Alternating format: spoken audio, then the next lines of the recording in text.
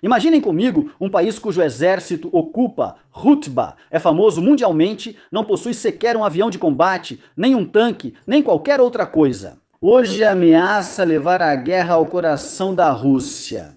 Isso é coragem?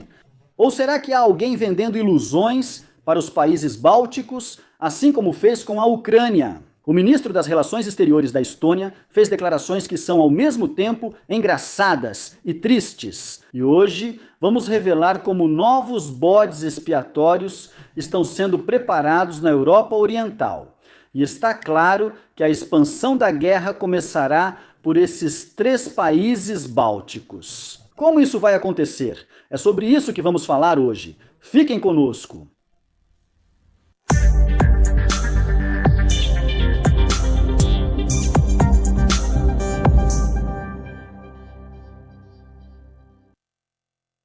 Prezados telespectadores, que a paz, a misericórdia e as bênçãos de Deus estejam com vocês. Sejam bem-vindos hoje a mais um encontro da nossa série de episódios de opinião, se Deus quiser. O que mais chama a atenção hoje são essas declarações feitas pelo ministro das Relações Exteriores da Estônia ao jornal britânico The Telegraph. Declarações que são ao mesmo tempo engraçadas e tristes, declarações totalmente fora da realidade. Isso nos mostra como alguns países e alguns povos são envolvidos em problemas. Os povos europeus, que esses países dominantes na Europa consideram apenas países de terceira categoria ou simplesmente povos de terceira categoria. Pode-se sacrificar esses povos, pode-se empurrá-los para a destruição. É exatamente isso que está acontecendo nessas regiões que hoje você conhece, hoje conhecidas como Europa Oriental. Exatamente hoje. O foco está nos 3 países bálticos. O que disse o ministro das Relações Exteriores da Estônia?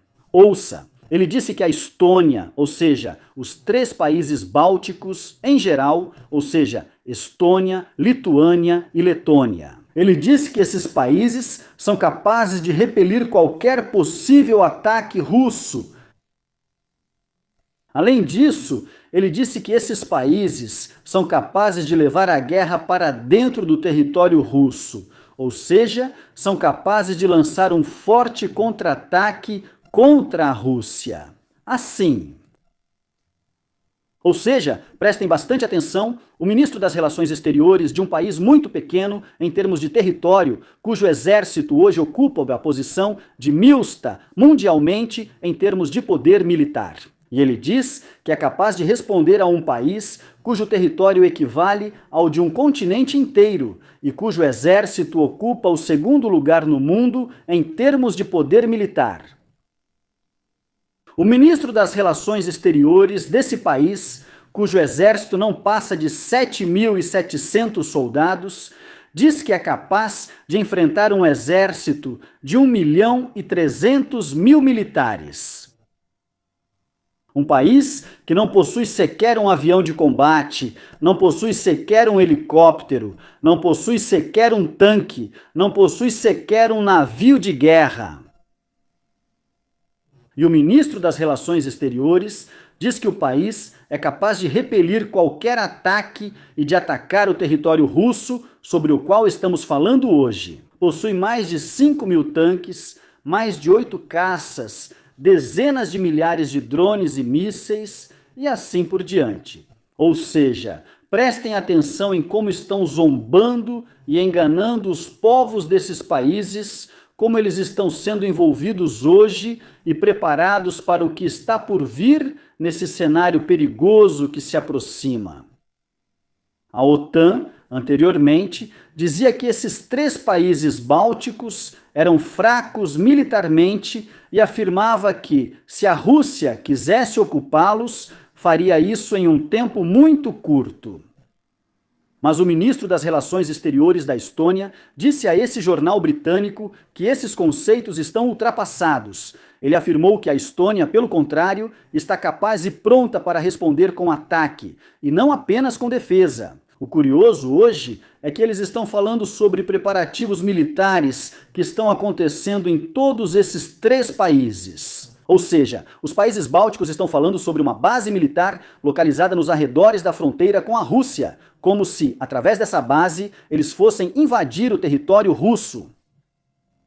Prestem atenção, eles estão falando sobre a presença de 1.000 soldados nessa base, falando sobre trincheiras e defesas ao longo da fronteira com a Rússia, falando sobre 1.700 soldados das forças da OTAN nesse país. Eles estão falando sobre cerca de 44 tanques alemães atualmente posicionados na Lituânia. Quer dizer, com essa base, com essas tropas, com esses números de que estamos falando, será possível repelir esse ataque russo?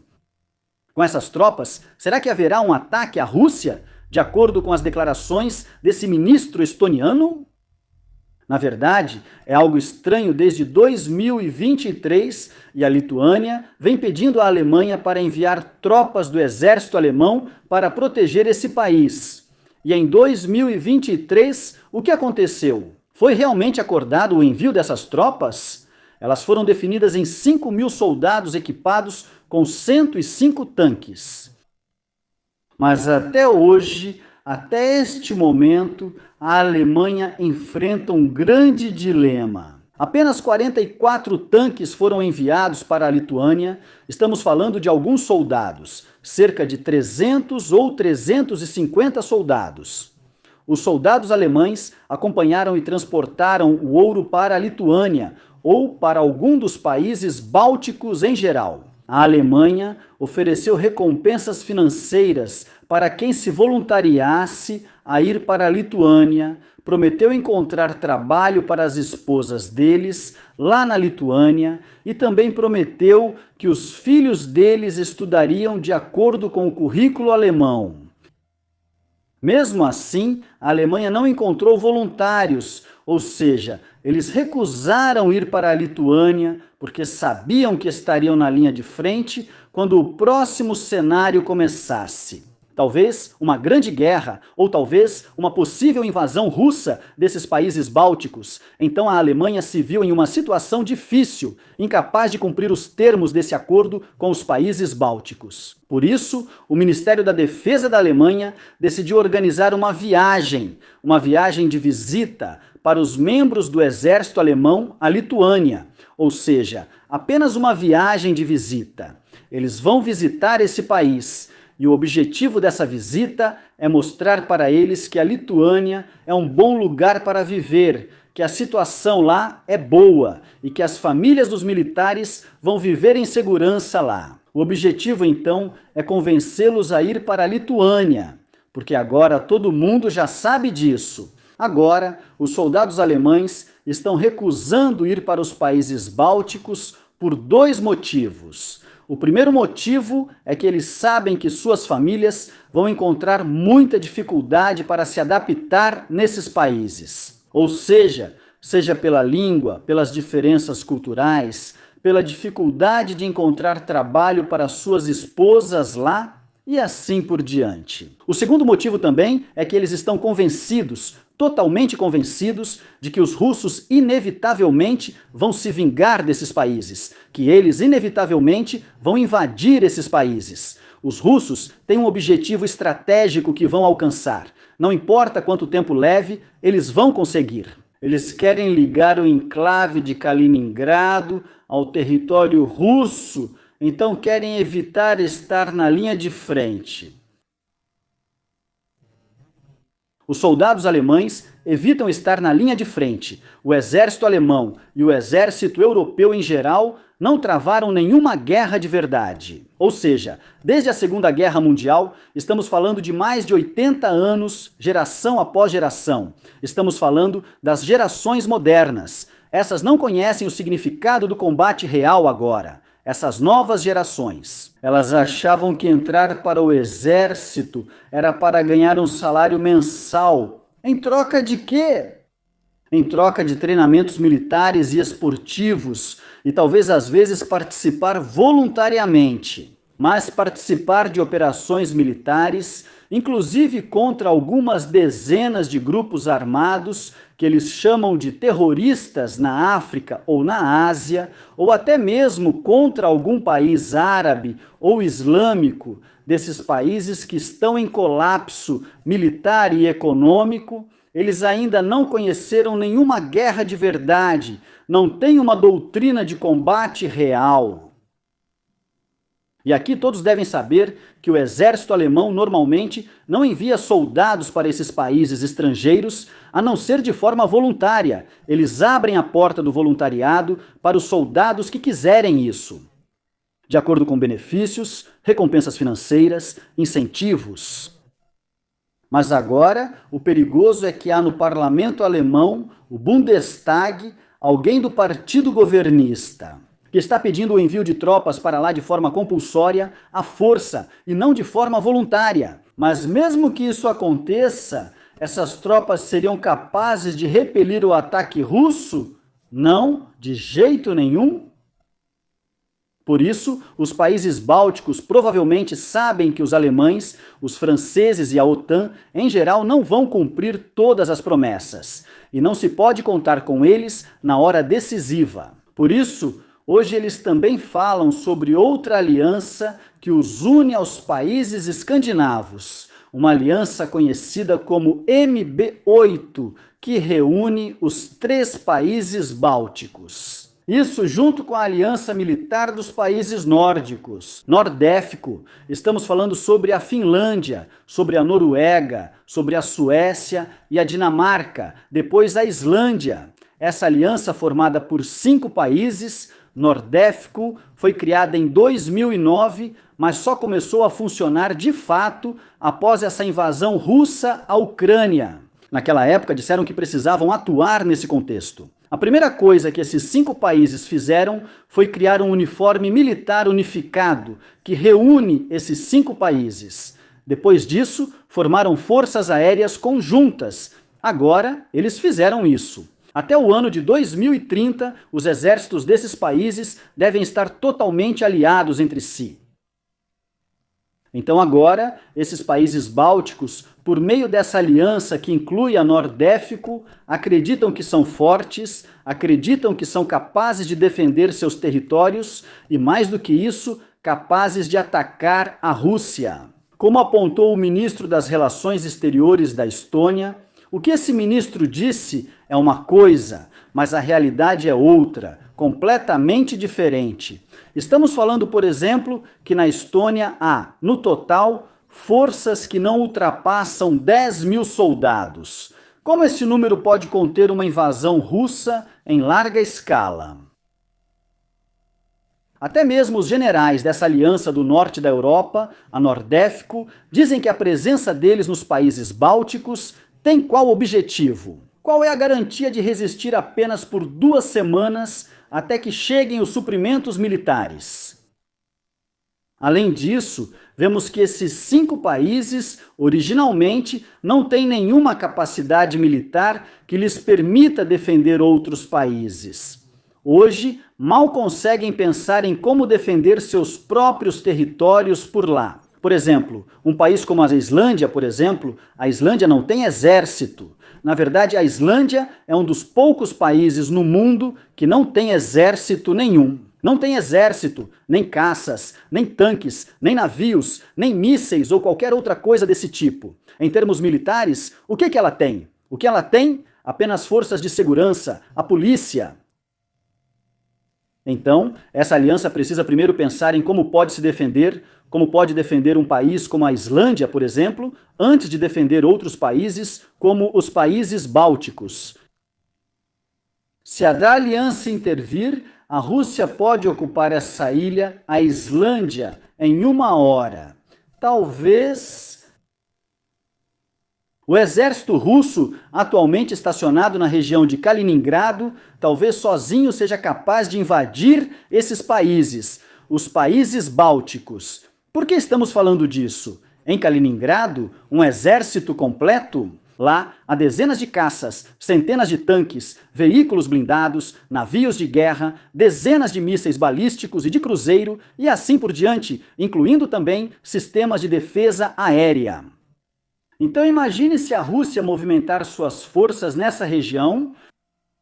Agora, se todos perceberem, há provocações dos europeus há muitos meses e eles falam sobre uma possível invasão russa dos países bálticos, assim como os líderes desses países. Ou seja, os países bálticos são os mais hostis à Rússia. Todo dia eles falam sobre a Rússia, embora a Rússia negue todas as vezes que tenha qualquer intenção de invadir os bálticos. E hoje, essas declarações realmente provocativas vêm do ministro das Relações Exteriores da Estônia. Quer dizer, talvez tudo isso seja uma preparação para algo que está por vir, certamente talvez uma preparação para abrir uma nova frente de combate nessa região. Até a França, e falamos sobre isso em um episódio anterior, até a França agora está liderando manobras militares, treinando para operações de desembarque naval, desembarque anfíbio. E hoje, se abrirmos o mapa, veremos que esse treinamento não faz sentido algum. A menos que haja outras intenções nessa região. Talvez um desembarque nos países bálticos, talvez um desembarque na região de Kaliningrado. Fora isso, esse treinamento não faz sentido algum.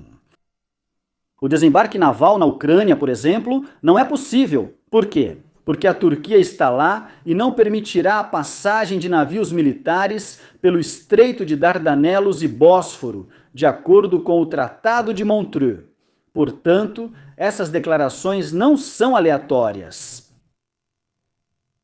Com certeza, eles têm objetivos como preparar a sociedade estoniana, a sociedade letã e a lituana. Vender ilusões para os povos desses países, fazendo-os acreditar que são países fortes e que têm aliados, e que são capazes de entrar em guerra contra os russos, e que hoje não vão apenas se defender, mas também atacarão territórios russos. Porque eles vendem ilusões para esses países, assim como venderam ilusões para a Ucrânia na Ucrânia. O que disseram para eles? Disseram a eles: não tenham medo, estamos com vocês, toda a OTAN os apoia. Hoje, a Ucrânia está sofrendo derrotas, perdendo territórios todos os dias, mesmo lutando contra os russos, ouçam bem, mesmo lutando contra os russos. Com mais de 800 mil soldados defendendo hoje a Ucrânia. Então imagine essas pequenas nações que hoje falam sobre academia clonal. Será que eles têm até 50 mil soldados? Está claro que a história ela está se repetindo de forma tragicômica. Soldados alemães só aceitam ir à linha de frente se ganharem viagens turísticas como recompensa ou incentivo. Ministros de países microscópicos ameaçam o terceiro exército mais poderoso do mundo. Então minha pergunta para vocês, e quero uma resposta sincera nos comentários. Vocês acham que os países bálticos serão o próximo sacrifício que a OTAN fará para enfraquecer a Rússia? Ou será que estamos apenas exagerando e que essa força composta por 44 tanques alemães realmente vai defender os países bálticos ou libertar Moscou? Respondam nos comentários e não se esqueçam de se inscrever e curtir o vídeo. Que a paz esteja com vocês. Até a próxima!